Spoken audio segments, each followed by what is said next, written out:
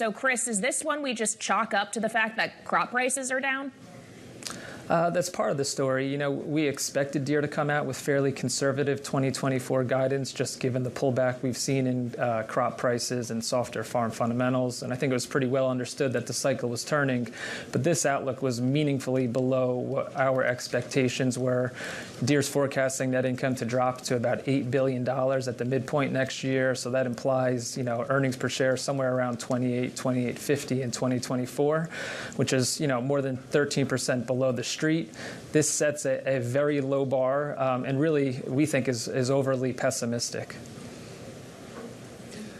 In terms of what's been bought thus far, farmers have been clearly out buying a lot of kit recently. And at some point, was there a point at which that was going to reach a limit anyway?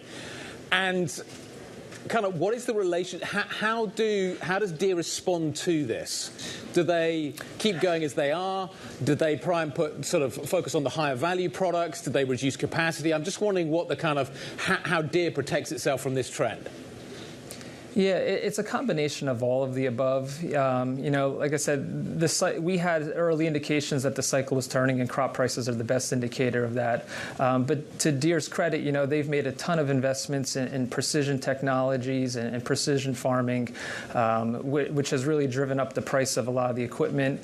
But it also does deliver productivity and cost savings to the farmer. So we think their business mix has structurally shifted higher, which should help kind of mitigate some of the downside risk here to margins as we move forward. They're targeting 10% of revenue to be on a recurring basis by 2030. So we continue to see catalysts here that will mitigate some of the downside to earnings.